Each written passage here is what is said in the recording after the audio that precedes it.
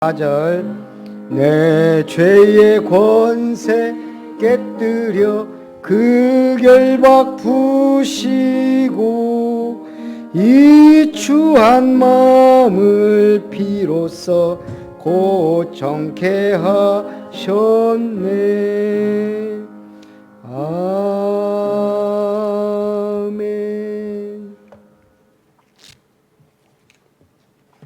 묵상기도 드리심으로 수요 예배를 하나님께 드립니다.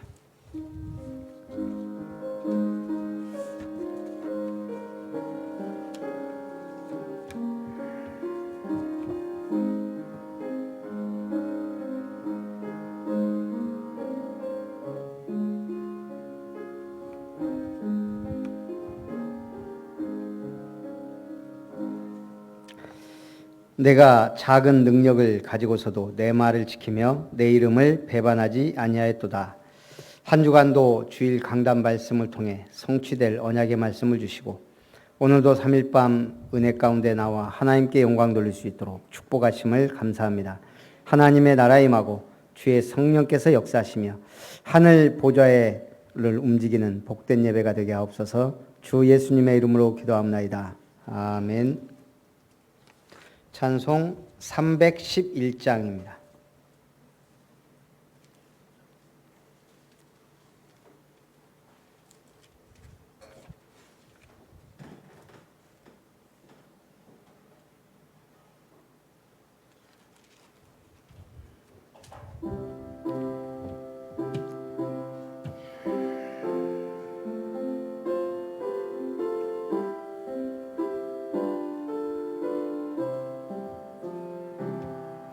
내 너를 위하여 몸 버려 피 흘려 내 죄를 속하여 살 길을 주었다. 널 위해 몸을 주건만 너 무엇 주느냐. 널 위해 몸을 주건만 너 무엇 주느냐. 아버지 보좌와 그 영광 떠나서 밤 같은 세상에 만 백성 구하려 내 몸을 희생했건만 너 무엇 하느냐. 내 몸을 희생했건만 너 무엇 하느냐. 죄 중에 빠져서 영죽을 인생을 구하여 주려고 나 피를 흘렸다. 내 죄를 대속했건만 너 무엇 하느냐. 내 죄를 대속했건만 너 무엇 하느냐. 한없는 용서와 참 참 사랑 가지고 세상에 내려와 값없이 주었다. 이것이 귀중하건만 너무 어떠느냐. 이것이 귀중하건만 너무 주느냐. 우리 주보벤 마지막 페이지 교회 기도 제목을 우리 읽으면서 같이 한번 기도합니다. 말씀을 실현하라는 2019년 언약의 말씀 붙잡고 만군의 여호와 열심히 이를 이루시라 약속하신 주님, 커버넌트 언약을 붙잡고 새 생명 운동을, 복음화의 사명을 감당케 하시되 우리에게 주신 비전, 아름다운 교회, 지역문화 바꿀 성전 건축의 응답을 허락하여 주시고 하나님 주신 꿈을 찾아 아름다운 미션 3타운의 응답 속으로 들어가며 하나님의 형상을 회복하여 흔들리지 않는 절대 제자가 되고 삶 서밋에 도전케 하옵소서. 우리가 실천할 하나님의 작품, 하나님의 기업을 아름답게 세우되 미션타운을 통하여 성경적 전도운동을 통해 아름다운 교회가 세워지게 하옵소서. 사역자 훈련센터가 세워져 제자들이 일어나게 하옵소서. 순천 28만 명 영혼 살릴 3천 제자가 일어나게 하옵소서. 전 세계 237개 나라 가슴에 품고 기도하며 선교하는 교회가 되게 하옵소서.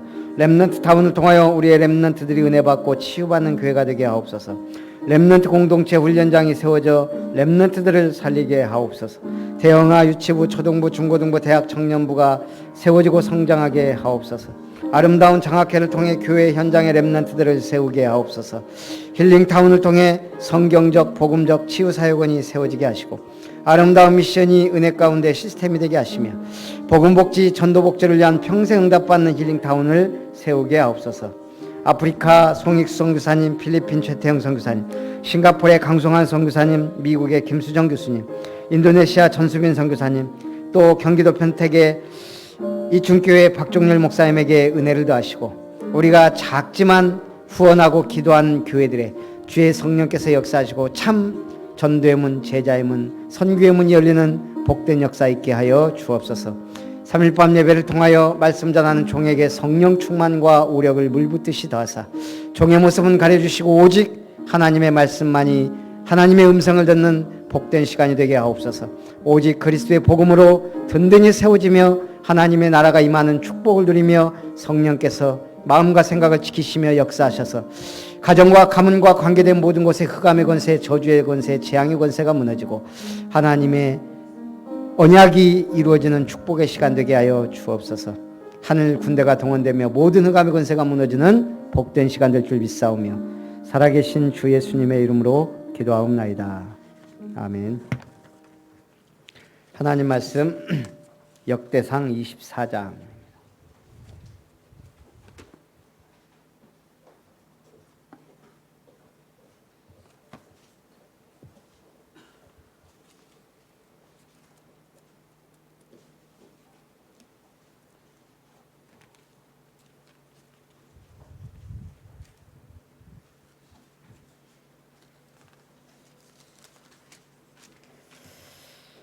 역대상 24장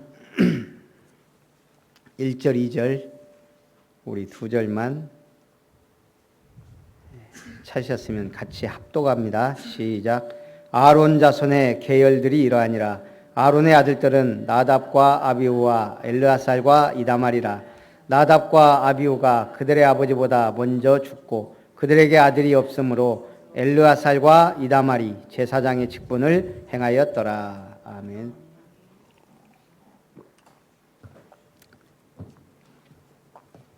오늘 제사장 직분에 대해서 말씀을 잠깐 나눕니다. 우리가 자녀를 키우다 보면 또 우리가 사람이 성장하는 데 있어 중요한 시기가 있습니다. 예를 들면 어렸을 때 언약을 심고 복음이 각인되도록 해야 되는데 이거에 실패하면 나중에 큰 문제가 계속 오고요. 우리가 렘넌트들이 예배의 축복을 누리고 이 비밀 못 누리면 결국 세상에서 고난의 길을 가게 됩니다. 한 렘넌트가 초등학생 때부터 이제 교회를 다니고 이렇게 했는데 게임에 좀 빠져 있었어요. 부모님은 이제 어머님 한 1년에 한 번 정도, 2번 뭐 예배를 드리다가 아예 이제 예배 드리지 않는 체질이 됐고요. 아이가 중학생이 되더니 슬슬 이제 2학년, 3학년 되니까 한 달에 한 번 정도 예배를 드려주더라고. 고등학생이 딱 되니까 아예 예배를 안 드려요.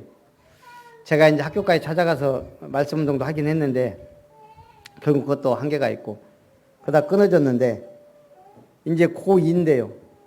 얼마 전 연락을 받았는데 인터넷 도박에 빠져가지고 어머니가 300만 원을 해줬다는 거예요.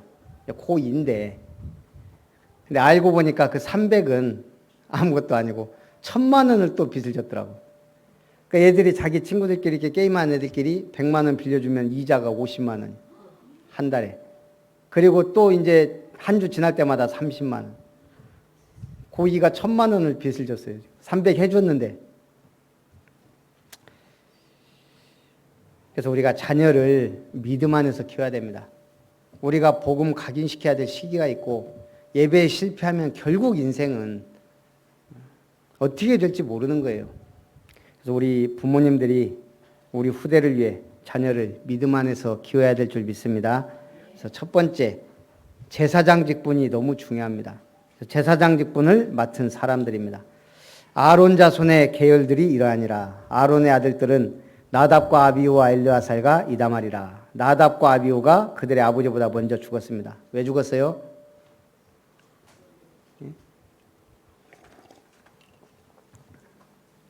모세가 명하지 않은 다른 불을 제단에 드렸다가 하나님 앞에 진노로 그 자리에서 죽었어요.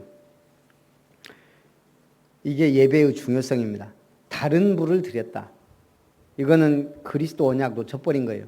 결국은 하나님 앞에 저주를 받아 죽게 되고 이제 나머지 두 아들 나답과 아비후는 죽고 엘르아살과 이다말이 제사장의 직분을 행했다 그랬습니다. 다윗이 엘르아살의 자손 사독과 이다말의 자손 아히멜렉과 더불어 그들을 나누어 각각 그 섬기는 직무를 맡겼는데 엘르아살의 자손 중에 우두머리가 이다말의 자손보다 많으므로 나눈 것이 이러하니 엘르아살 자손의 우두머리가 16명이요 이다말 자손은 그 조상들의 가문을 따라 8명이라. 제비 뽑아 피차에 차등이 없이 나누었으니 이는 성전의 일을 다스리는 자와 하나님의 일을 다스리는 자가 엘르아살의 자손 중에도 있고 이다말의 자손 중에도 있음이라.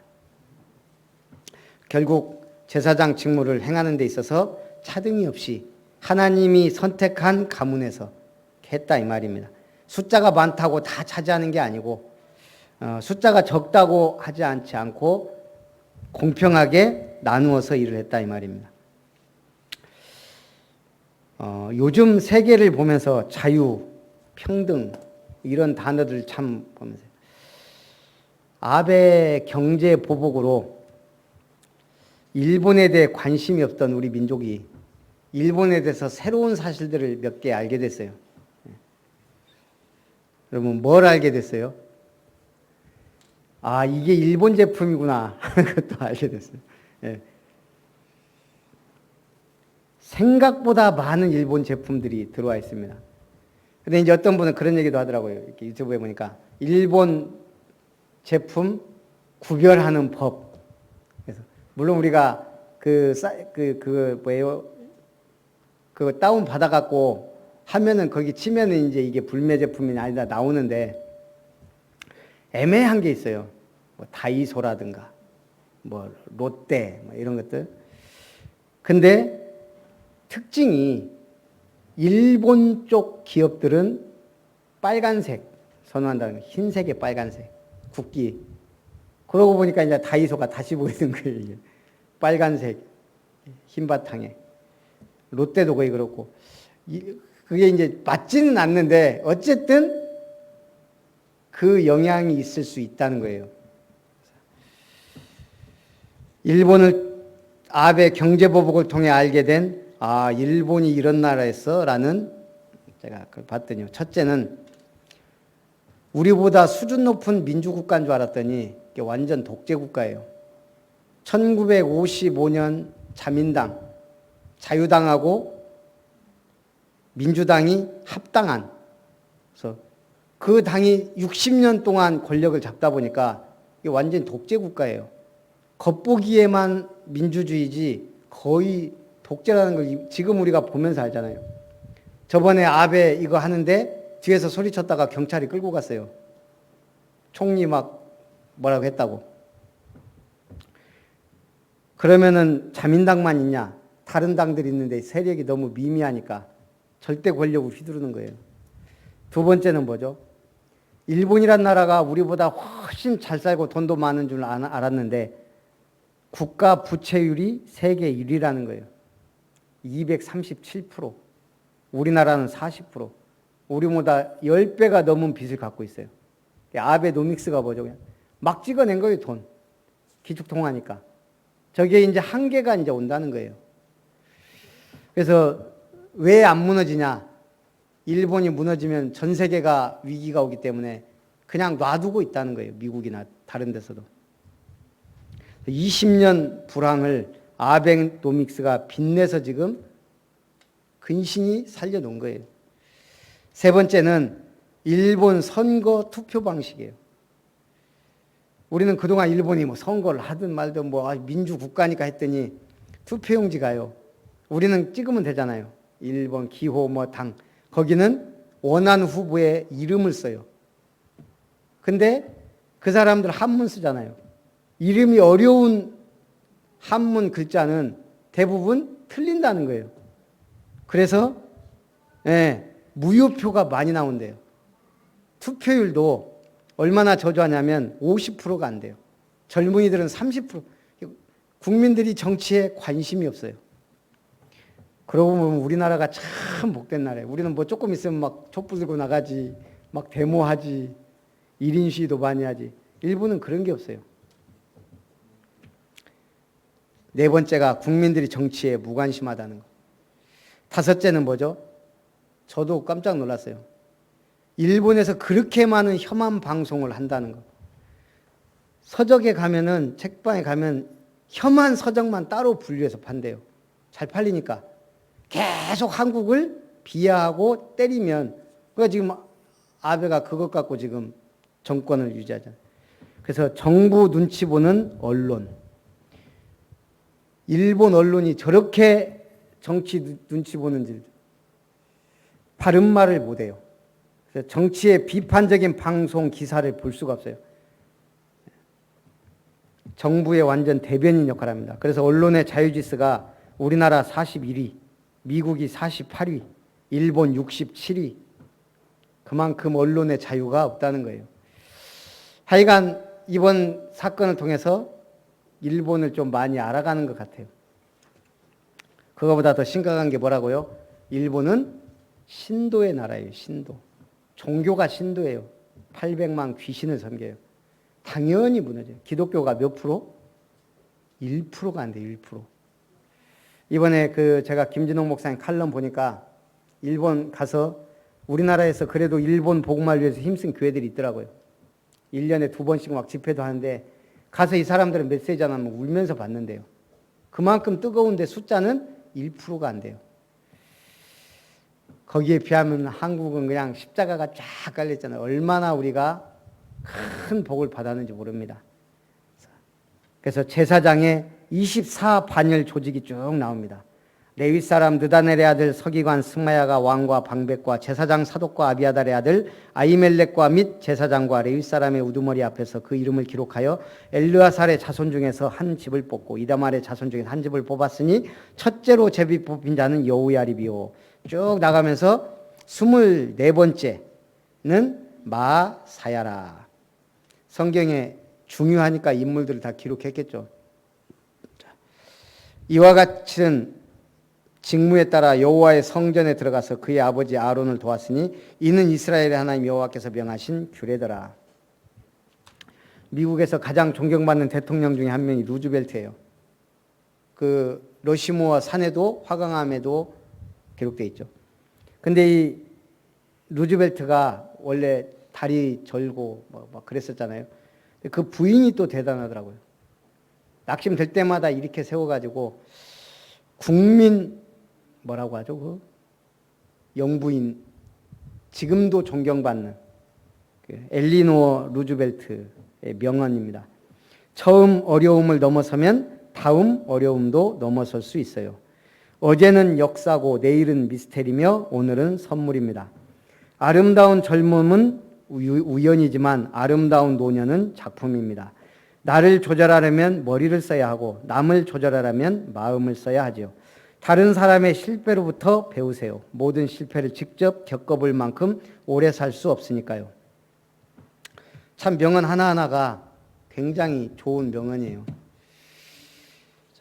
그래서 결론적으로 대제사장 직제의 변천 과정입니다. 제가 오늘은 메시지를 많이 준비를 안 했어요. 왜요? 예배를 빨리 끝내려고. 왜 예배를 빨리 끝내려고 할까요?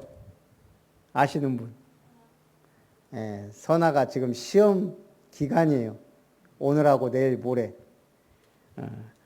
그래서 배려해 줘야죠. 제가 설교 오래 해버리면 쓰러지거든요. 자, 제사장 직분은 모세 이전에는 누가 제사장을 했을까요? 족장들이에요. 말하자면 가정의 가장 아담이 그랬고 전부 그 성경의 창세기 모세 이전에 나왔던 인물들이 다 제사장입니다. 두 번째 모세 시대에는 정규적 제사장 직제가 시작됩니다. 모세의 형인 아론과 그의 자손들이 대제사장 직무를 감당합니다. 사사 시대에는 종교, 정치, 경제적 혼란으로 제사장 직제가 불이행됩니다. 그 결과가 어땠죠? 사사 시대는 이스라엘 역사상 가장 혼란스럽고 타락한 시대예요. 제사장 제도가 시행이 안 되니까. 사사 시대 후기부터 이다말 계열의 엘리 가문이 합법적 대제사장 가문으로 봉직을 합니다. 근데 어땠죠? 엘리 가문도 자녀들이 불량배예요. 제사장들이. 하나님께 드릴 고기를 자기들이 먼저 갈고리로 좋은 부분은 먹고 하나님의 제사 지내고 결국은 둘 다 전쟁터에서 죽습니다. 그리고 엘리 가문의 제사장직이 끝날 것을 하나님이 예언합니다. 왕정시대, 사울시대에는 엘리 가문이 계속해서 대제사장 직무를 수행합니다. 다윗 시대에는 이다말 계열의 엘리 가문과 엘르아살 계열의 사독 가문이 대제사장 직무를 수행합니다. 솔로몬 이후에는 엘리 가문이 패하고 사독 가문이 주도합니다. 포로 전후 시대에는 사독 가문이 대제사장 직무를 계속 수행합니다. 여기서 나온 게 사두개파입니다. 그리고 신구약 중간기에는 제사장이 상당한 권력을 행사합니다. 정통 신앙에서 벗어나 점점 타락하게 됩니다. 그리고 신약시대 AD 70년 성전이 파괴되고 함께 사두개파가 사라집니다. 그러면 누가 제사장 직무를 완성했죠? 그리스도께서 대제사장 직무를 종결했습니다. 골로새서 1장 20절 그의 십자가의 피로 화평을 이루사 만물 곧 땅에 있는 것들이나 하늘에 있는 것들이 그로 말미암아 자기와 화목하게 되기를 기뻐하심이라. 예수님이 십자가의 피로 하나님과 우리 사이를 화평케 하고 화목하게 하는 직분으로 모든 제사장의 직무를 완성하셨습니다. 그러면 지금은 누가 제사장이에요? 예? 지금 시대 예? 누구요? 그렇죠. 그 정도 수준은 돼야지. 만인 제사장. 베드로전서 2장 9절 그러나 너희는 택하신 족속이요 왕같은 제사장들이요 거룩한 나라요 그의 소유가 된 백성이니 이는 너희를 어두운 데서 불러내어 그의 기이한 빛에 들어가게 하신 이의 아름다운 덕을 선포하게 하려 하심이라. 모든 성도들이 왕같은 제사장이 된 거예요. 왕 같은 제사장, 저주와 재앙을 막는 제사장, 흑암과 사단을 꺾는 왕, 하나님의 말씀을 선포하는 선지자, 우리에게 이 엄청난 축복이 임한 줄 믿습니다. 살아계신 하나님 감사합니다. 재앙을 물리쳤던 피 언약을 붙잡은 대제사장의 직무를 그리스도께서 완성하시고 이제는 우리를 왕 같은 제사장으로 부르셨음을 감사합니다. 우리가 주님의 몸된 교회를 섬기며 마음껏 하나님 앞에 자유롭게 예배할 수 있으며 237개 나라를 가슴에 품고 전도와 선교의 사명을 위하여 기도할 수 있도록 은혜 베풀어 주심을 감사드립니다. 특별히 어지러운 국제 정세 속에서 하나님 대한민국을 세계복음화의 언약 이루어갈 교회로 나라로 세우시고 하나님이 또한 복음 가진 교회를 세우셨사오니 이 복음운동, 성경적 전도운동을, 렘넌트 운동을 확실하게 해나갈 수 있도록 은혜를 베풀어 주옵소서. 최고 영광 주님께 돌리며 살아계신 주 예수님의 이름으로 기도합나이다. 아멘. 찬송 490장입니다.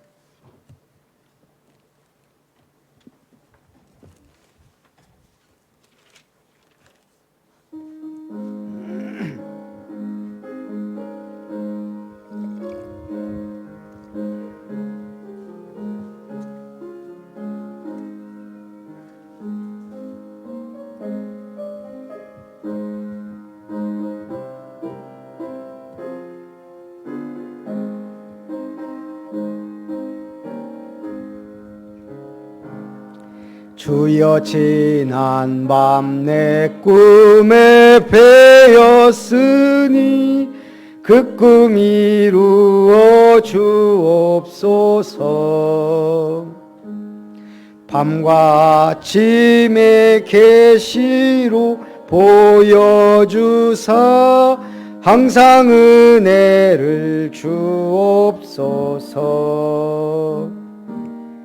나의 놀라운 꿈 정녕 나 믿기는 장차 큰 은혜 받을 표니 나의 놀라운 꿈 정녕 이루어져 주님 얼굴을 배우리라.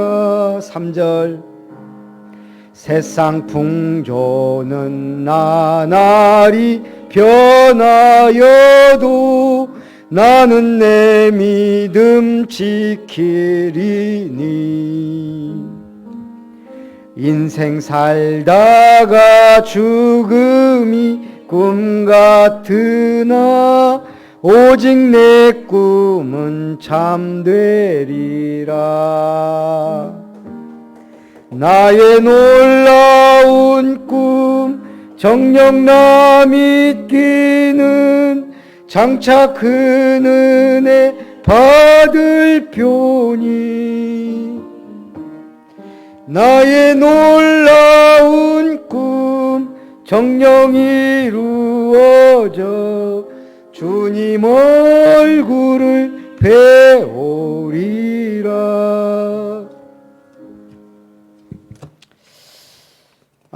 원래 지금 제주도 총무단 캠프 중인데 저한테 가냐 마냐 물어보는 분도 없고 궁금하지도 않은 것 같고 그래서 제가 그냥 안 가기로.